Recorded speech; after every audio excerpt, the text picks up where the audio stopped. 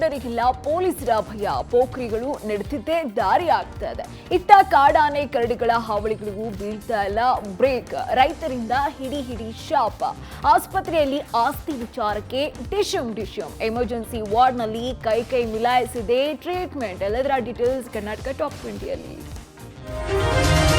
ಚನ್ನಪಟ್ಟಣ ಉಪಚುನಾವಣೆಯ ಸಂಬಂಧ ದೋಸ್ತಿಗಳಲ್ಲಿ ಕನ್ಫ್ಯೂಷನ್ ಶುರುವಾಗಿದೆ. ಕ್ಷೇತ್ರ ಯಾರಿಗೆ, ಅಭ್ಯರ್ಥಿ ಯಾರು ಅನ್ನೋ ಗೊಂದಲ ಮೂಡಿದೆ. ಜೆಡಿಎಸ್ ಸಂಘಟನೆ ಸ್ಟ್ರಾಂಗ್ ಆಗಿರುವ ಚನ್ನಪಟ್ಟಣ ಬಿಜೆಪಿಗೆ ಬಿಟ್ಟುಕೊಡುವ ಬಗ್ಗೆ ಇನ್ನೂ ಅಧಿಕೃತ ತೀರ್ಮಾನ ಆಗಿಲ್ಲ. ಕ್ಷೇತ್ರ ತಮ್ಮಲ್ಲೇ ಉಳಿಸಿಕೊಳ್ಳುವ ಲೆಕ್ಕಾಚಾರವೂ ಕೂಡ ಜೆಡಿಎಸ್ನಲ್ಲಿ ನಡೀತಾ ಇದೆ. ಆದರೆ ಚನ್ನಪಟ್ಟಣದಿಂದ ಅನಸೂಯ ಸ್ಪರ್ಧೆ ವದಂತಿಯನ್ನ ಸಂಸದ ಡಾಕ್ಟರ್ ಮಂಜುನಾಥ್ ಅವರು ನಿರಾಕರಿಸಿದ್ದಾರೆ. ಈ ಸುದ್ದಿ ಸತ್ಯಕ್ಕೆ ದೂರವಾಗಿದೆ ಅಂತಲೂ ಸ್ಪಷ್ಟಪಡಿಸಿದ್ದಾರೆ. ಈ ನಡುವೆ ಪರಿಷತ್ ಸದಸ್ಯ ಸಿಪಿ ಯೋಗೇಶ್ವರ್ ತಾವೇ ಅಭ್ಯರ್ಥಿ ಅಂತ ವಿಶ್ವಾಸದಲ್ಲಿದ್ದಾರೆ. ನಿನ್ನೆ ಮಾತನಾಡಿರುವಂತಹ ಸಿಪಿ ಯೋಗೇಶ್ವರ್ ನೀವೇ ಅಭ್ಯರ್ಥಿ ಅಂತ ಎಚ್ಡಿಕೆ ಹೇಳಿದ್ದಾರೆ ಅಂದಿದ್ದಾರೆ. ಆದರೆ ಸಿಪಿವೈ ಅಭ್ಯರ್ಥಿ ಆಗೋದ್ರಿಂದ ಎರಡು ತೊಡಕುಗಳಿವೆ. ಸಿಪಿವೈ ತಮ್ಮ ಪರಿಷತ್ ಸ್ಥಾನಕ್ಕೆ ರಾಜೀನಾಮೆ ಕೊಡಬೇಕಾಗತ್ತೆ. ಇದರಿಂದ ದೋಸ್ತಿಗಳಿಗೆ ಪರಿಷತ್ನಲ್ಲಿ ಒಂದು ಸ್ಥಾನದ ನಷ್ಟ ಆಗೋದು ಪಕ್ಕ. ಸಿಪಿವೈ ರಾಜೀನಾಮೆ ಕೊಟ್ರೆ ಆ ಸ್ಥಾನ ಅನಾಯಾಸವಾಗಿ ಕಾಂಗ್ರೆಸ್ ಪಾಲಾಗಲಿದೆ. ಆಗ ಪರಿಷತ್ನಲ್ಲಿ ದೋಸ್ತಿಗಳ ಬಲಾಬಲವೂ ಕೂಡ ಕಮ್ಮಿ ಆಗಲಿದೆ. ಹೀಗಾಗಿ ಪರಿಷತ್ ಕಳೆದುಕೊಂಡು ಸಿಪಿವೈಗೆ ಟಿಕೆಟ್ ಕೊಡಬೇಕಾ ಅನ್ನೋ ಚರ್ಚೆಯೂ ಕೂಡ ನಡೀತಾ ಇದೆ. ಸಿಪಿವೈ ಪರ ಮೇಲ್ನೋಟಕ್ಕೆ ಎಚ್ಡಿಕೆ ಇದ್ದರೂ ಕೂಡ ಕ್ಷೇತ್ರ ಜೆಡಿಎಸ್ನಲ್ಲೇ ಉಳಿಸಿಕೊಳ್ಳುವ ಪ್ರಯತ್ನವೂ ಕೂಡ ನಡೆಸ್ತಾ ಇದ್ದಾರೆ ಎನ್ನಲಾಗಿದೆ.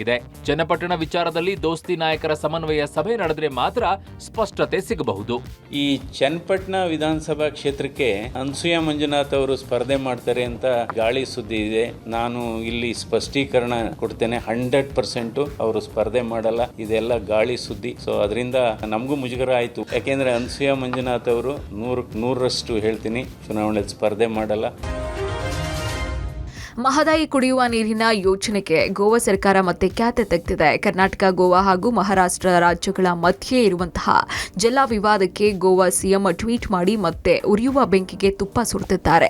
ಮಹದಾಯಿ ಜಲಾನಯನ ಪ್ರದೇಶದಲ್ಲಿ ಕರ್ನಾಟಕ ಸರ್ಕಾರ ಅಕ್ರಮವಾಗಿ ನದಿ ನೀರು ತಿರುವು ಕಾರ್ಯಾಚರಣೆ ಮಾಡ್ತಾ ಇದೆ ಅಂತ ಕೇಂದ್ರ ಸರ್ಕಾರಕ್ಕೆ ಗೋವಾ ಸಿಎಂ ಪ್ರಮೋದ್ ಸಾವಂತ್ ಪತ್ರ ಬರೆದಿದ್ದಾರೆ. ಈ ಒತ್ತಡ ತಂತ್ರಕ್ಕೆ ಮಣಿದಂತಹ ಕೇಂದ್ರ ಸರ್ಕಾರ 8 ಜನರ ಮಹದಾಯಿ ಪ್ರವಾಹ ತಂಡವನ್ನ ಕಣಕುಂಬಿಗೆ ಕಳುಹಿಸ್ತಾ ಇದೆ. ಈಗಿನ ವಸ್ತುಸ್ಥಿತಿಯ ನೀರಿನ ಹರಿವು ಪರಿಶೀಲನೆಗಾಗಿ ಕೇಂದ್ರದ ಅಧಿಕಾರಿಗಳ ತಂಡ ನಾಳೆ ಕಣಕುಂಬಿ, ಕಳಸಾ ಬಂಡೂರಿ ನಾಲಾ ಪ್ರದೇಶಕ್ಕೆ ಭೇಟಿ ನೀಡಲಿದೆ. ಸದ್ಯದ ವಸ್ತುಸ್ಥಿತಿ, ನೀರು ಹರಿದು ಎಲ್ಲಿಗೆ ಹೋಗ್ತಾ ಇದೆ ಅಂತ ಪರಿಶೀಲನೆ ನಡೆಸಲಿರುವಂತಹ ತಂಡ ನಾಡಿದ್ದು ಬೆಂಗಳೂರಿನಲ್ಲಿ ಕೆಎನ್ಎಲ್ಎಲ್ ಅಧಿಕಾರಿಗಳ ಜೊತೆಗೆ ಸಭೆ ನಡೆಸಲಿದೆ. ಈ ಬಳಿಕ ತನ್ನದೇ ಆದಂತಹ ವರದಿಯನ್ನ ಕೇಂದ್ರ ಸರ್ಕಾರಕ್ಕೆ ಸಲ್ಲಿಕೆ ಮಾಡಲಿದೆ. ಸದ್ಯ ಪಶ್ಚಿಮ ಘಟ್ಟ ಪ್ರದೇಶದಲ್ಲಿ ಭಾರಿ ಮಳೆ ಹಿನ್ನೆಲೆಯಲ್ಲಿ ಕಳಸಾ ಬಂಡೂರಿ ನಾಲೆ ತುಂಬಿ ಹರಿತಾ ಇದೆ. ಬೆಂಗಳೂರಿನ ಶಾಲಾ ಕಾಲೇಜು ಅಂಗಳದಲ್ಲಿ ಡ್ರಗ್ಸ್ ಸಪ್ಲೈ ಪ್ರಕರಣಗಳು ಪದೇ ಪದೇ ಕಂಡು ಬರ್ತಾ ಇವೆ. ಈ ಹಿನ್ನೆಲೆಯಲ್ಲಿ ಬೆಂಗಳೂರಿನ ಸದಾಶಿವನಗರದ ಖಾಸಗಿ ಶಾಲೆ ಡೈರಿ ಸರ್ಕಲ್ ಕಾಲೇಜೊಂದಕ್ಕೆ ನಿನ್ನೆ ಮಕ್ಕಳ ಆಯೋಗದ ಅಧ್ಯಕ್ಷರು ಭೇಟಿ ನೀಡಿ ಪರಿಶೀಲನೆಯನ್ನ ಮಾಡಿದ್ರು. ಈ ವೇಳೆ ಮಾದಕ ವಸ್ತುಗಳ ಬಳಕೆಯ ಬಗ್ಗೆ ಕೆಲ ಮಾಹಿತಿ ದೊರಕಿದೆ. ಡ್ರಗ್ ಪೆಡ್ಲರ್ಸ್ಗಳು ವಿದ್ಯಾರ್ಥಿಗಳನ್ನ ಟಾರ್ಗೆಟ್ ಮಾಡಿ ಡ್ರಗ್ಸ್ ಸಪ್ಲೈ ಮಾಡ್ತಿರೋ ಆರೋಪ ಕೇಳಿ ಬಂದಿದೆ. ಇನ್ನು ಕೆಲ ಶಾಲಾ ಕಾಲೇಜು ಸುತ್ತಮುತ್ತ ಪಾನಿಪುರಿ, ಚುರುಮುರಿ, ಚಾಟ್ಸ್ ಮಾರೋ ನೆಪದಲ್ಲಿ ಡ್ರಗ್ಸ್, ತಂಬಾಕು ಕೊಡ್ತಾರೆ ಅನ್ನೋ ಅನುಮಾನ ಮೂಡಿದೆಯಂತೆ. ಹೀಗಾಗಿ ಶಾಲಾ ಕಾಲೇಜುಗಳ ಸುತ್ತಮುತ್ತ ಚಾಟ್ಸ್ ಮಾರೋ ವ್ಯಕ್ತಿಗಳನ್ನ ಪರಿಶೀಲನೆ ಮಾಡೋದಕ್ಕೆ ಮಕ್ಕಳ ಆಯೋಗ ಸಜ್ಜಾಗಿದೆ. ಜೊತೆಗೆ ಅಂಥವರ ಬಗ್ಗೆ ಅನುಮಾನ ಬಂದ್ರೆ ಮಾಹಿತಿ ನೀಡಬೇಕು ಅಂತ ಶಾಲಾ ಆಡಳಿತ ಮಂಡಳಿ ಹಾಗೂ ಸ್ಥಳೀಯ ಪೊಲೀಸರಿಗೆ ಕೇಳಿದ್ದಾರೆ. ಒಂದು ವೇಳೆ ಮಾದಕ ವಸ್ತು ಮಾರಾಟದ ಬಗ್ಗೆ ಕಂಡು ಬಂದ್ರೆ ತಕ್ಷಣವೇ ಕ್ರಮ ಕೈಗೊಳ್ಳಬೇಕು ಅಂದಿದ್ದಾರೆ. ಇನ್ನು ಡ್ರಗ್ಸ್ ನಂತಹ ಮಾದಕ ವಸ್ತು ಶಾಲಾ ಕಾಲೇಜಿನಲ್ಲಿ ಸಿಕ್ಕರೆ ಶಾಲಾ ಆಡಳಿತ ಮಂಡಳಿಗೆ ಮಕ್ಕಳ ಹಕ್ಕುಗಳ ಆಯೋಗದಿಂದ ಸಮನ್ಸ್ ಜಾರಿ ಮಾಡಲಾಗುತ್ತೆ.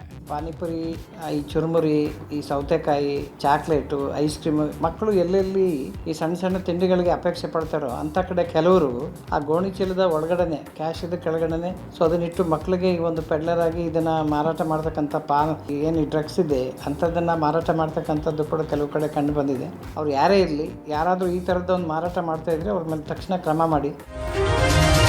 ನಿನ್ನೆ ರಾತ್ರಿ 11 ಗಂಟೆಗೆ ಜ್ಞಾನಭಾರತಿ ಪೊಲೀಸ್ ಠಾಣಾ ವ್ಯಾಪ್ತಿಯ ರಾಜಕಾಲುವೆ ಬಳಿಯ ರಸ್ತೆಯಲ್ಲಿ ಬೈಕ್ ಒಂದು ಅನಾಥವಾಗಿ ಬಿದ್ದಿತ್ತು. ಸಾರ್ವಜನಿಕ ಮಾಹಿತಿ ಆಧರಿಸಿ ಸ್ಥಳಕ್ಕೆ ಹೋದಂತಹ ಪೊಲೀಸರಿಗೆ ಬೈಕ್ ಸವಾರನೋರ್ವ ರಾಜಕಾಲುವೆಗೆ ಬಿದ್ದಿರುವುದು ಗೊತ್ತಾಗಿದೆ. ತಕ್ಷಣ ಅಗ್ನಿಶಾಮಕ ಸಿಬ್ಬಂದಿಗೆ ಕರೆ ಮಾಡಿದಂತಹ ಪೊಲೀಸರು ಜಂಟಿಯಾಗಿ ಕಾರ್ಯಾಚರಣೆ ನಡೆಸಿದ್ರು. ಇತ್ತ ಪೊಲೀಸರು ಹುಡುಕಾಟ ನಡೆಸ್ತಾ ಇರುವಂತಹ ವಿಚಾರ ಗೊತ್ತಾಗಿ ಯುವಕನ ಕಡೆಯವರು ಸ್ಥಳಕ್ಕೆ ಬಂದು ಆತನ ಹೆಸರು ಹೇಮಂತ್ ಅನ್ನೋದನ್ನ ಕನ್ಫರ್ಮ್ ಮಾಡಿದ್ದಾರೆ. ಇನ್ನು ಬ್ಯಾಟರಾಯನಪುರ ಮೂಲದ ಹೇಮಂತ್ ಡೆಲಿವರಿ ಬಾಯ್ ಆಗಿ ಕೆಲಸ ಮಾಡ್ತಾ ಇದ್ದ. ನಿನ್ನೆ ಎಂದಿನಂತೆ ಕೆಲಸಕ್ಕೆ ಹೋಗಿದ್ದಂತಹ ಹೇಮಂತ್ ರಾತ್ರಿ ಆದ್ರೂ ವಾಪಸ್ ಬಂದಿರಲಿಲ್ಲ. ಇನ್ನು ಬೈಕ್ ಸವಾರ ಕೆಳಗೆ ಬಿದ್ದಿರುವಂತಹ ಜಾಗದಲ್ಲಿ ಸುಮಾರು 8 ಅಡಿ ಆಳ ಇದ್ದು ಕಾಲುವೆ ನೀರು ಜೋರಾಗಿ ಹರಿತಾ ಇದೆ. ನೀರಿನ ವೇಗಕ್ಕೆ ಆತ ಕೊಚ್ಕೊಂಡು ಹೋಗಿರುವ ಸಾಧ್ಯತೆ ಇದ್ದು ಬಿದ್ದ ಜಾಗದಿಂದ ಸುಮಾರು 1 ಕಿಲೋಮೀಟರ್ನಷ್ಟು ಮುಂದಕ್ಕೆ ಸಿಬ್ಬಂದಿ ಹುಡುಕಾಟ ನಡೆಸಿದ್ದಾರೆ. ಎಷ್ಟೇ ಹುಡುಕಾಟ ನಡೆಸಿದ್ರೂ ಕೂಡ ಬೈಕ್ ಸವಾರ ಹೇಮಂತ್ ಪತ್ತೆಯಾಗಿಲ್ಲ. ಮತ್ತೊಂದು ಕಡೆ ಪೊಲೀಸರು ಕೂಡ ಎಲ್ಲಾ ರೀತಿಯಲ್ಲೂ ತನಿಖೆ ನಡೆಸಿದ್ದಾರೆ.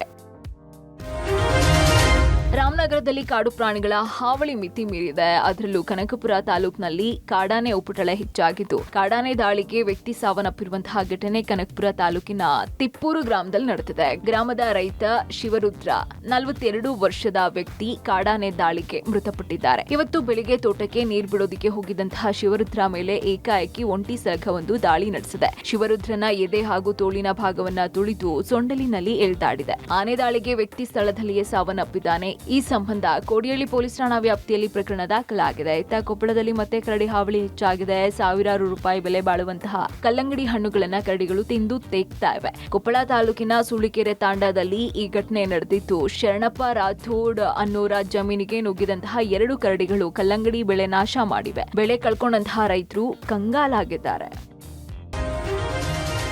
ಬೀದರ್ನ ಬಿಮ್ಸ್ ಆಸ್ಪತ್ರೆಯಲ್ಲಿ ಮಾರಾಮಾರಿ ನಡೆದಿದೆ. ಆಸ್ತಿ ವಿಚಾರಕ್ಕೆ ಬಿಮ್ಸ್ ಆಸ್ಪತ್ರೆ ಎಮರ್ಜೆನ್ಸಿ ವಾರ್ಡ್ನಲ್ಲಿ ಸಂಬಂಧಿಕರ 2 ಗುಂಪುಗಳ ಮಧ್ಯೆ ಹೊಡೆದಾಟ ಬಡದಾಟ ನಡೆದಿದೆ. ಬೀದರ್ ಬಿಮ್ಸ್ ಎಮರ್ಜೆನ್ಸಿ ವಾರ್ಡ್ನಲ್ಲಿ ದಾಖಲಾಗಿದ್ದಂತಹ ರೋಗಿಯನ್ನ ನೋಡೋದಿಕ್ಕೆ ಬಂದಂತಹ 8 ಜನರ ಮಧ್ಯೆ ಮೊದಲಿಗೆ ಆಸ್ತಿ ವಿಚಾರಕ್ಕೆ ಗಲಾಟೆ ನಡೆದಿದೆ. ಬಳಿಕ ಗಲಾಟೆ ತೀವ್ರಕ್ಕೆ ಹೋಗಿ ಮಾರಾಮಾರಿ ಆಗಿದೆ. ಇನ್ನು ಬೆಡ್ಡಿಗೆ ಹಾಕಿದಂತಹ ಸ್ಟ್ಯಾಂಡ್ಗಳನ್ನು ತೆಗೆದುಕೊಂಡು ಪರಸ್ಪರ 8 ಜನ ಹೊಡೆದಾಡಿಕೊಂಡಿದ್ದಾರೆ. ಎಮರ್ಜೆನ್ಸಿ ವಾರ್ಡ್ನಲ್ಲಿ ಮಾರಾಮಾರಿಯಿಂದ ರೋಗಿಗಳು ಬೆದರಿದ್ದಾರೆ. ನಂತರ ಸ್ಥಳಕ್ಕೆ ಬಂದಂತಹ ನ್ಯೂಟನ್ ಪೊಲೀಸರು ಹರಸಾಹಸ ಪಟ್ಟು ಪರಿಸ್ಥಿತಿಯನ್ನ ನಿಯಂತ್ರಣಕ್ಕೆ ತಂದಿದ್ದಾರೆ. ಸದ್ಯ ಮಾರಾಮಾರಿ ವಿಡಿಯೋ ಸೋಷಿಯಲ್ ಮೀಡಿಯಾದಲ್ಲಿ ಸಿಕ್ಕಾಪಟ್ಟೆ ವೈರಲ್ ಆಗ್ತಾ ಇದೆ. ಸ್ಪೈಸ್ ಜೆಟ್ ಏರ್ಲೈನ್ಸ್ ಎಡವಟ್ನಿಂದಾಗಿ ಪ್ರಯಾಣಿಕರು 12 ಗಂಟೆಗಳ ಕಾಲ ಪರದಾಡಿದಂತಹ ಘಟನೆ ನಡೆದಿದೆ. ದೆಹಲಿ ವಿಮಾನ ನಿಲ್ದಾಣದಿಂದ ಬೆಂಗಳೂರಿಗೆ ಬರಬೇಕಾಗಿದ್ದಂತಹ SG 8151 ಸ್ಪೈಸ್ ಜೆಟ್ 12 ಗಂಟೆಗಳ ಕಾಲ ಟೇಕ್ ಆಫ್ ಆಗದೆ ದೆಹಲಿಯ ವಿಮಾನ ನಿಲ್ದಾಣದ ರನ್ವೇನಲ್ಲೇ ನಿಂತುಕೊಂಡಿತ್ತು. ಹೀಗಾಗಿ ಪ್ರಯಾಣಿಕರು 12 ಗಂಟೆಗಳ ಕಾಲ ಊಟ ನೀರು ಇಲ್ಲದೆ ವಿಮಾನದಲ್ಲಿಯೇ ಅಸ್ವಸ್ಥಗೊಂಡಿದ್ರು. ನಂತರ ಆಕ್ರೋಶಗೊಂಡಂತಹ ಪ್ರಯಾಣಿಕರು ಏರ್ಲೈನ್ ಸಿಬ್ಬಂದಿಯನ್ನ ತರಾಟೆಗೆ ತೆಗೆದುಕೊಂಡ್ರು. ತಾಂತ್ರಿಕ ದೋಷ ಅಂತ ಸಮಜಾಯಿಷಿ ನೀಡಿದಂತಹ ಏರ್ಲೈನ್ ಸಿಬ್ಬಂದಿ ತಪ್ಪಿಸಿಕೊಳ್ಳೋದು ನೋಡಿದ್ರು. ಆದ್ರೆ ಅಸಲಿಗೆ ಆ ಫ್ಲೈಟ್ ನಲ್ಲಿ ಪೈಲಟೇ ಇರಲಿಲ್ಲ ಅನ್ನೋದು ಗೊತ್ತಾಗಿದೆ. ಇವತ್ತು ಬೆಳಗ್ಗೆ 7:30 ಗಂಟೆ ಸುಮಾರಿಗೆ ಪೈಲಟ್ ಬಂದ ಬಳಿಕ ವಿಮಾನ ಬೆಂಗಳೂರಿಗೆ ಹಾರಾಡಿದೆ. ಇನ್ನು ಬೆಂಗಳೂರು ವಿಮಾನ ನಿಲ್ದಾಣಕ್ಕೆ ಬಂದಿಳಿದಂತಹ ಪ್ರಯಾಣಿಕರು ಸ್ಪೈಸ್ ಜೆಟ್ ಏರ್ಲೈನ್ಸ್ ವಿರುದ್ಧ ಧಿಕ್ಕಾರ ಕೂಗಿ ಆಕ್ರೋಶವನ್ನ ಹೊರಹಾಕಿದ್ರು. ಇನ್ನು ವಿಮಾನದಲ್ಲಿದ್ದಂತಹ ಪ್ರಯಾಣಿಕರನ್ನ ಹೊರಬಾರದಂತೆ ಏರ್ಲೈನ್ಸ್ ಸಿಬ್ಬಂದಿ ತಡೆದಿದ್ದು, ಏರ್ಲೈನ್ಸ್ನ ನಿರ್ಲಕ್ಷ್ಯ ಹಾಗೂ ಸಿಬ್ಬಂದಿ ವರ್ತನೆಯಿಂದ ರೊಚ್ಚಿಗೆದ್ದಂತಹ ಪ್ರಯಾಣಿಕರು ಗಲಾಟೆ ಮಾಡಿದ್ದಾರೆ. ಈ ವೇಳೆ ಸಿಬ್ಬಂದಿಗಳು ಕೆಲ ಪ್ರಯಾಣಿಕರ ಮೊಬೈಲ್ ಕಿತ್ಕೊಂಡಿರುವಂತಹ ಆರೋಪ ಕೂಡ ಬಂದಿದೆ. ಬೆಳಗ್ಗೆ ನಾವು 7 ಗಂಟೆಗೆ ನಾನು ವೆಬ್ ಚೆಕ್ ಇನ್ ಮಾಡುವಾಗ ಅವತ್ತು 7:40 ಇರೋ ಫ್ಲೈಟು 9 ಗಂಟೆಗೆ 9:15 ಅಂತ ನಾವು ನೋಡಿದ್ರಿ.